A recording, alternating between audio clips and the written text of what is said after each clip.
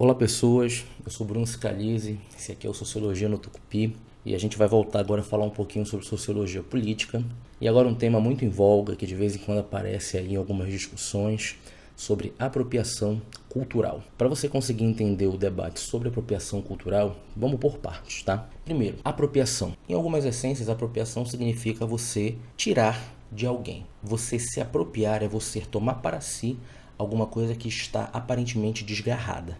É você tornar seu aquilo que não é seu. Quando a gente vai para o conceito de cultura, ele é um pouco mais disseminado, né? Quando você pensa em cultura, você pensa em hábitos, costumes, história, memória, tradição, identidade, símbolos. Toda vez que você pensa em cultura, você pensa em uma série de significados que você tem ao seu redor que representam e fazem sentido para você e para aqueles que fazem parte da tua sociedade.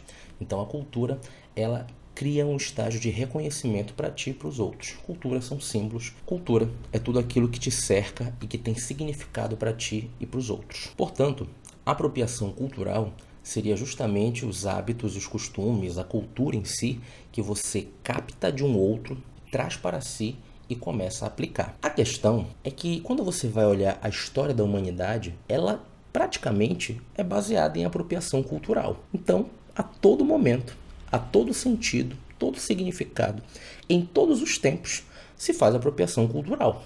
O alfabeto, a fala, a música, a roupa, os gestos, tudo isso foi apropriado de alguém, foi apropriado de uma cultura, até porque uma das grandes características que a gente tem da cultura é a sua capacidade de transformação. A cultura, ela é mal entendida quando você pensa na cultura como algo parado no tempo. Aliás, que é uma coisa muito comum, né?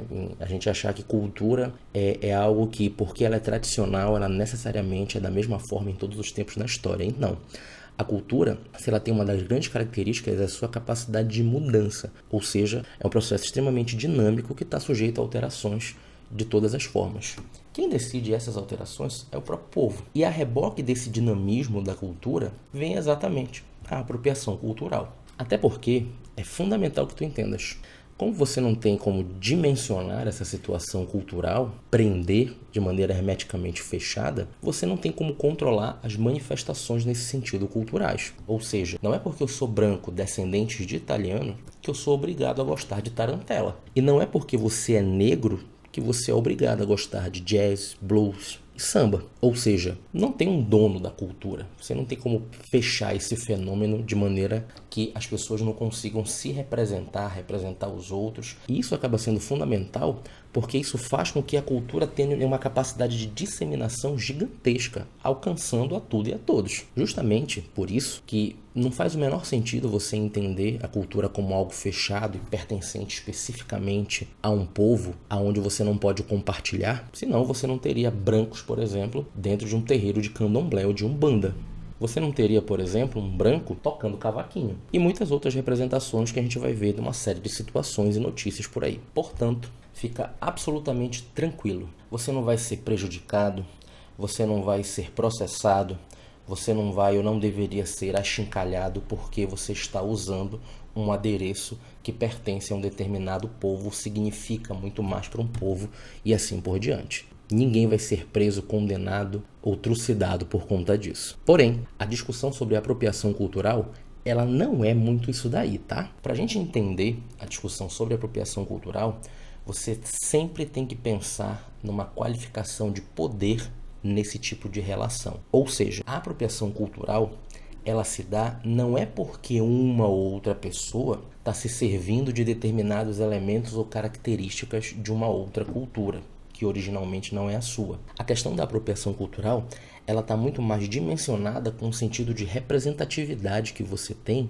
por isso a relação de poder e força, no sentido político, no sentido de projeção que você tem. Portanto, para entender isso daí, além de entender o conceito de poder que a gente vai ter nesse sentido, é fundamental que tu entendas também um mínimo sentido de empatia e respeito para conseguir entender a troca que pode acontecer e a troca que não pode acontecer com esses elementos culturais e que pode caracterizar a apropriação cultural. Então, como eu havia falado, não é porque você tem uma determinada cor de pele, uma determinada raça, que você é obrigado a gostar de determinados elementos que são característicos dessa raça. No entanto, aí também entra um próprio questionamento sobre o gosto. Ele é uma questão individual ou ele é social? Porque, vamos lá, você não consegue escolher alguma coisa que nunca lhe foi apresentada. Aquilo que você escolhe que gosta justamente porque lhe foi apresentado. E é nessas referências que a gente pode ver a dimensão ou não de uma determinada apropriação cultural. Porque vamos lá, não faz sentido, ou pelo menos é muito estranho, você gostar de reggae e não saber quem é Bob Marley. Você gostar de blues e de jazz e não fazer a menor ideia quem é Ray Charles. Ou até gostar de samba e ter apenas como referência o Diogo Nogueira ou o Belo. Ou não conhecer muito bem Cartola, Nelson Cavaquinho, Martinho da Vila, Almir Neto, Candeia, Clementina de Jesus, Jovelina Pérola Negra, Leci Brandão, entre muitos outros. Bruno, eu sou obrigado a conhecer? Claro que não, mas é no mínimo estranho você gostar, divulgar, se apropriar de uma determinada cultura e não saber ou não ter referências do básico dessa cultura. Uma outra questão que a gente tem, por exemplo, é desse cara aqui, ó.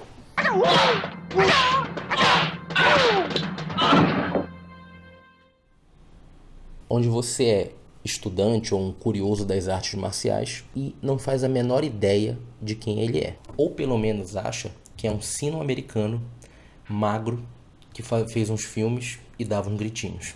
E não faz a menor ideia da importância do que ele desenvolveu filosoficamente ao ponto de contribuir com aquilo que o MMA é hoje. Portanto, pessoas, a discussão sobre apropriação cultural não é de uma pessoa ou outra estar usando um turbante, uma pena, ou uma pintura, ou uma tatuagem, ou tocando um determinado instrumento com uma determinada música mais identificada a um determinado povo. Não é isso. Ninguém controla esse processo. Isso, inclusive, é até bom, dissemina. A questão está na representatividade que você tem por conta da valorização daquilo. Até porque, quando a gente faz uma leitura histórica e a gente pensa, por exemplo, na situação das próprias tranças, dos dreads, qual é a leitura que a gente vê? Quando era utilizado, por exemplo, apenas por negros, era uma coisa estranha, era uma coisa desconsiderada. Mas aí os brancos começaram a usar, começou a ser referência. A mesma situação quando você vê a utilização de penas como um determinado adereço para alguns grupos indígenas. Aí você distanciava, entendendo como povos primitivos. Mas aí os urbanos começaram a colocar como penas e adereços que você tem como um brinco, e aí começou a fazer sucesso. Então a apropriação cultural, ela não fala de proibição, ela fala de reconhecimento, que são coisas completamente diferentes. Portanto, curte, compartilha, comenta, que a gente vai voltar com mais.